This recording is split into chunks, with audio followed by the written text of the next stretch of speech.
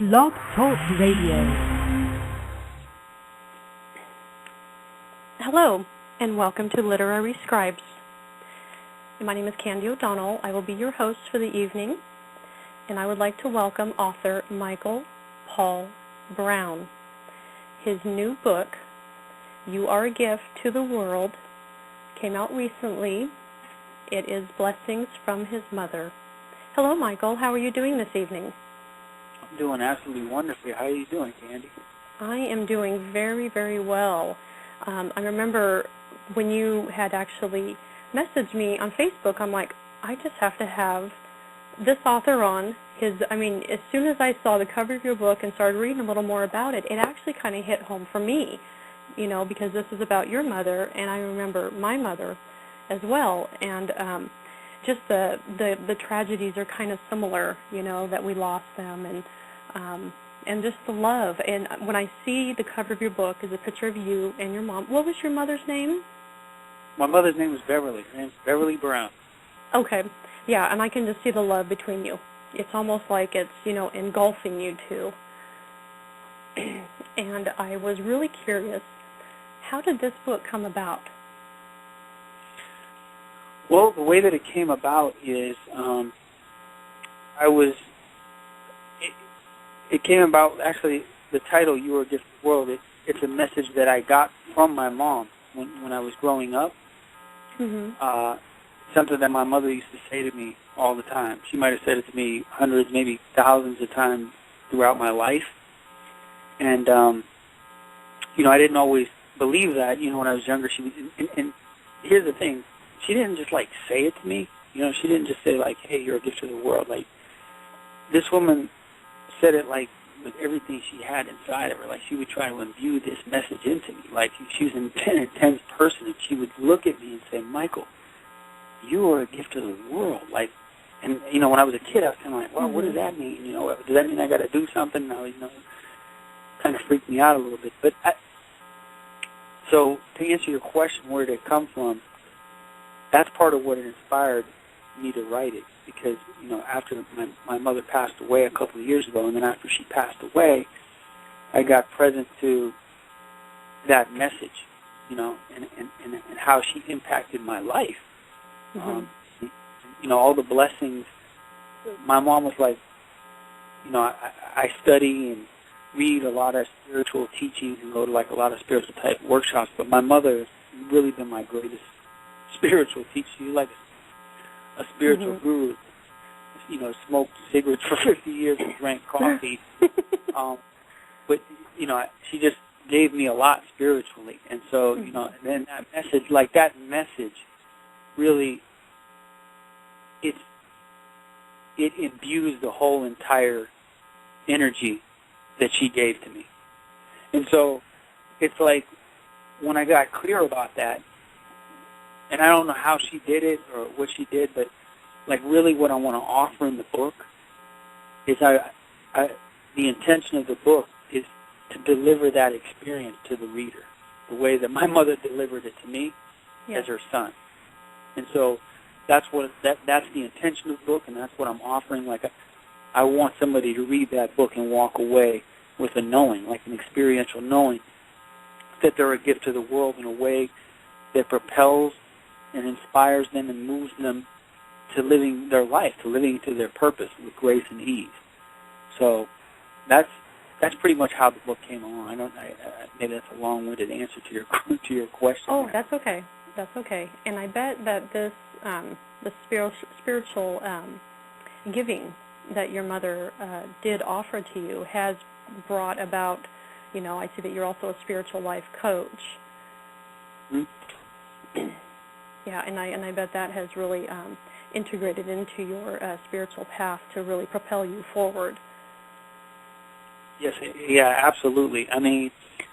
Because my mother herself, she was, my mother never had any formal training in counseling or coaching or anything like that, but she was a natural, I would call, there's people who I think are natural counselors or natural coaches, where she had virtually no training at all, but what she was really good at was And I don't even know if I've seen listening like this ever. I mean, I think I'm a great listener, and I've been around great listeners, but she listened at a very, very high level. And so, like, I watched a lot of her interactions. We had this kind of home where people would come to our home, you know, and she would do counseling, but it wasn't a formal thing, like where people would come and say, hey, can you counsel me? And then she would say, yeah, I'm going to counsel you. That wasn't. But she would just basically sit and just listen to a person. And she didn't do a whole lot of talking. She just listened intensely. Yeah. I mean, she barely said words. She would do this on the phone, or she would do it in the living room, or she was making somebody food. She did it with me. Mm-hmm. So there was some kind of gift that she had that I feel like she gave to me, or I watched her do it, where through her listening, like her listening created like a space for transformation in the other person's world, just to be listened to, you know, to fully be heard and listened to, not judged, not right or wrong, just like, I hear you. Mm-hmm. Yeah. And so... I don't mean to interrupt, Michael. I was just going to say that my grandmother was that way as well. She would sit and she would just listen to, you know, the whole story, or even if both parties had an issue, she'd listen to the whole thing. Then she'd give her input, and 9.9% out of 10, her answer was correct, was the way that they should be going. Mm-hmm. It was it's fascinating to meet people like that. Yeah. Yeah, and that's one of the gifts my mom had, and you know, it's interesting because I realized, like, even with me, she didn't. I remember I tried to solicit advice from my mother, like I tried to get her to tell me what to do, or tell me, like, I don't know how she did this. Like, I still wonder, like, being a parent, but like, she very rarely told me what to do, or like she just didn't do that, and I don't know how she did that, because I mean, when you're a parent, like, you got to say, hey, go do this. I mean, she might have said things like clean your room or whatever, but I'm talking about, you know, when I was looking for advice in my life around, you know, serious decisions, she was able to just, she like created a space where it gave me the freedom to choose. But I just felt supported in whatever choice I was going to make. Yeah, I mean, I don't know how else to describe it other than that, but it's a powerful way to love somebody. Like, no matter what choice you make, I'm going to love you. Yeah, I understand. Yeah. When my mom died when I was 12, and my grandmother, my mother's mother, actually raised me from the time I was 12 until I was married at 21, and I totally, just as you're talking, I'm like, oh yeah, that's exactly the way my grandmother was, you know, and she was raised during the Great Depression, and she was youngest of 5 children. You know, so she went through so much, and she lost her parents before she was even 17. And so I've noticed that, you know, women who endure, you know, such loss, you know, / tragedies in their lifetime, they have that intuitive sense that is just, to me, it's a blessing, you know. I mean, you have the right word on your book cover, blessings, you know. You know, I believe that this woman was a total, you know, blessing in your life, you know. It's like she came into your life to teach you the toughest lessons, you know. Instead of telling you which way to go, she's more of a guide. Yeah, I mean, that's the perfect word you said right there. It was more of a guide than a teacher. Yeah. Because she just didn't do a lot of teaching, or like, you know, you should do this, you should do this. She didn't have that kind of sort of parenting style. It was just really being a space. But, you know, incredibly nurturing mothering energy where it, you know, it fostered my growth. Yes. You know, beyond I think even what maybe she thought, you know, was possible. You know, like she just held that kind of space where it was like the sky is the limit. Yeah, it's almost like she allowed you to trudge, you know, through your life, and if you ever needed her, there she was. Yep, totally. That was wonderful. Yeah, I read I believe it was the first chapter that you sent to me, and I mean, it blew me away. I mean, just incredible gift that she did. She bestowed upon you, you know, just by being in your life. I don't actually have my blog up, because I actually put it on my blog as well, so that the folks can go over there and read that, and they can find your book on, I believe it's on Amazon. Is that correct? It is on Amazon, and actually I offer the chapter. I give that free chapter away on my website as well. Okay. And the website's youareagift.com. And there you just can sign it. You can either get the book through there, you know, you can get it through Amazon or through another link on there. There's a couple ways to get it, or you can get a free chapter. Like if you know you're not sure yet and you want to sign up, yeah. you get a free. And then I also offer a tele-workshop series that goes along with the free chapter that I send out as well for people. So. Okay. Yeah, I also see that on your site, Change Your Life Coaching. You have quite a few services that you also offer. Would you like to discuss a little bit about that to get the folks to run over there and check out your website, changeyourlifecoaching.com?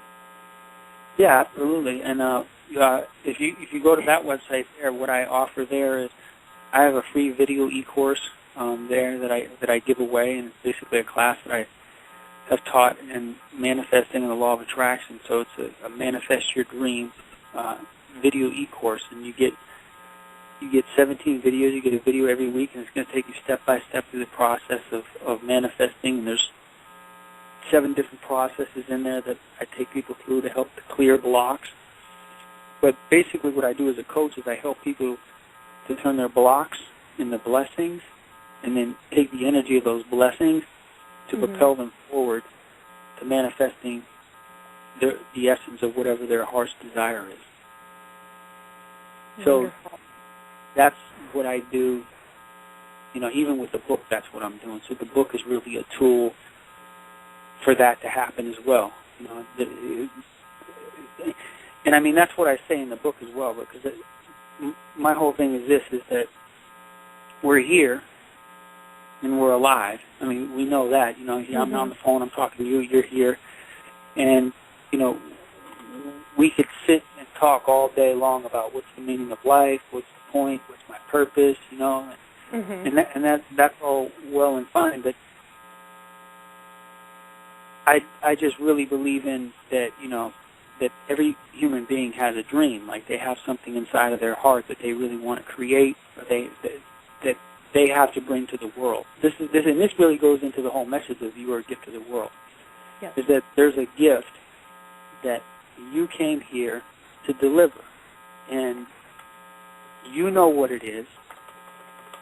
Now, not everybody wants to say what it is. You know, I notice, like when I coach people and I ask people, hey, what's your dream?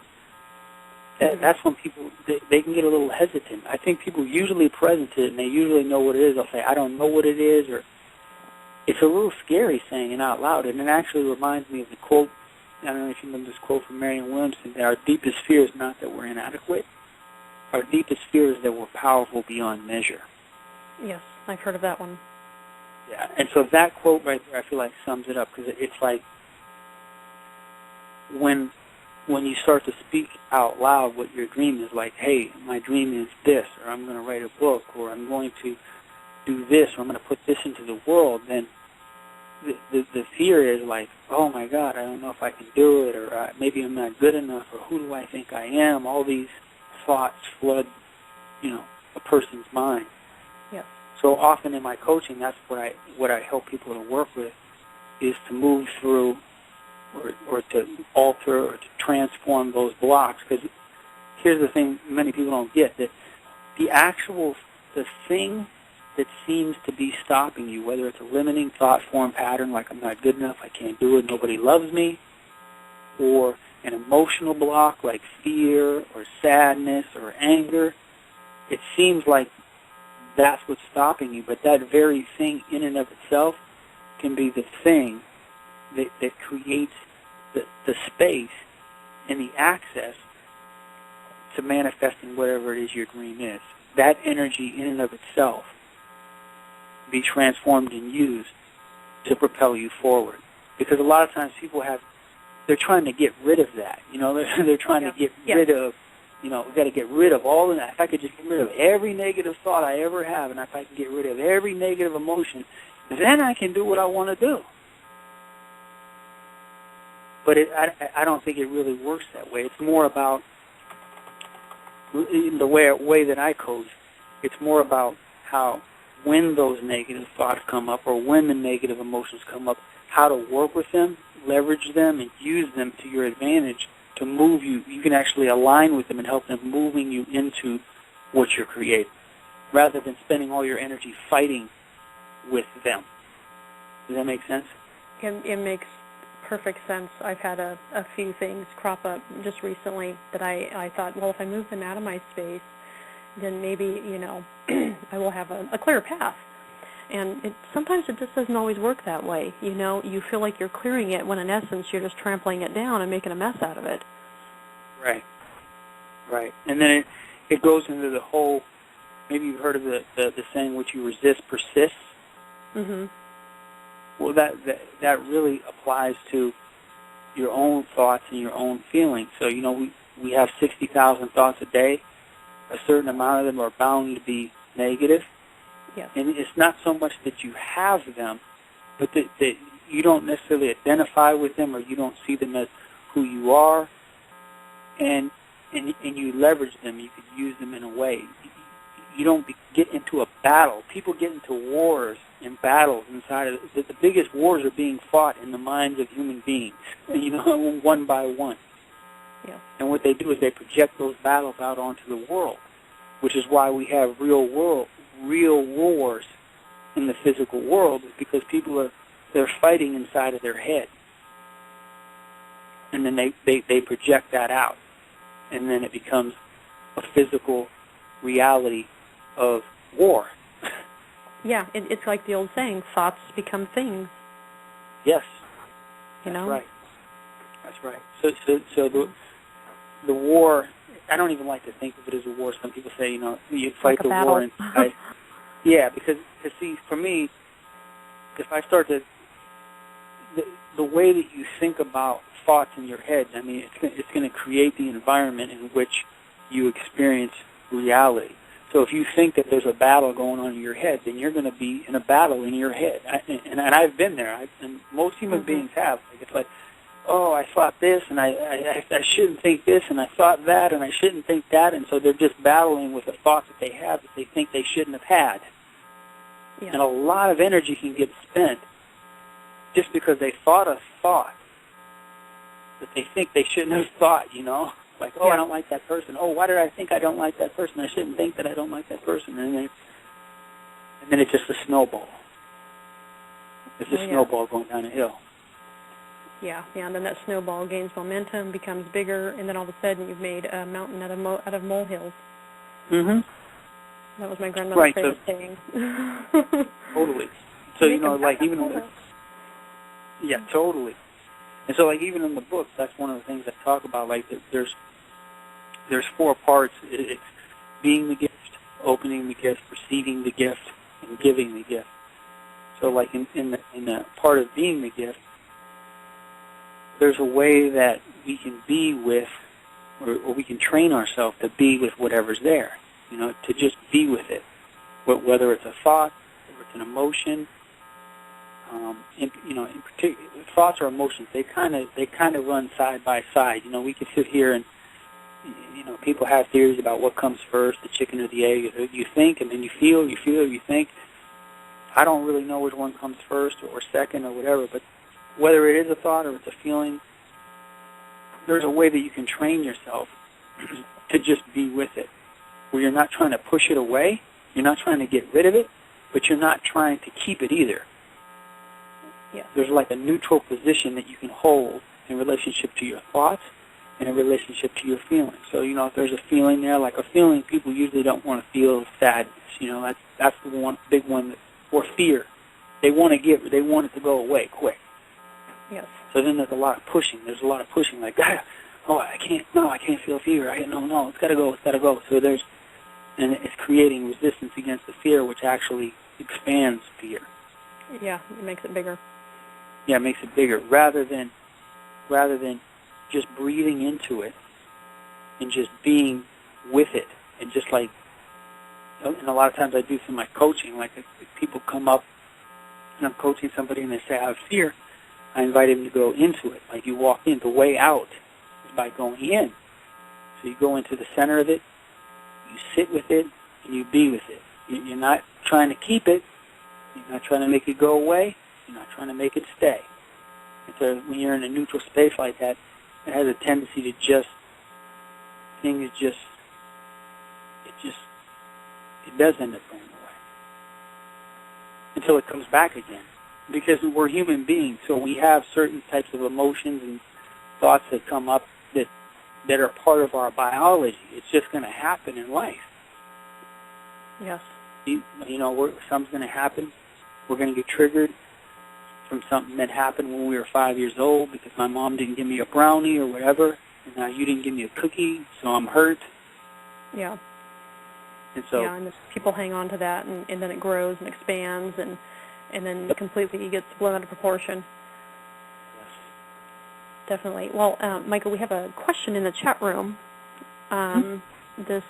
She's a friend of mine.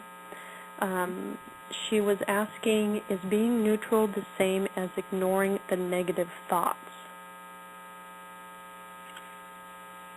That's a good question. Yeah. I think ignoring is actually, this is a really good question. And I'm going to answer this in quite a little bit different way that makes it more concrete. Okay? That imagine what it's like. I think everybody's had, I don't know if everybody's had this experience, I know I have, is that imagine the experience of actually ignoring another person. Like, get present to a time, I know I've ignored a person before in my life, so just for yourself, get present to a time where there was somebody in the room. Now, interestingly enough, you know what people usually ignore the most? People they're attracted to. Yes.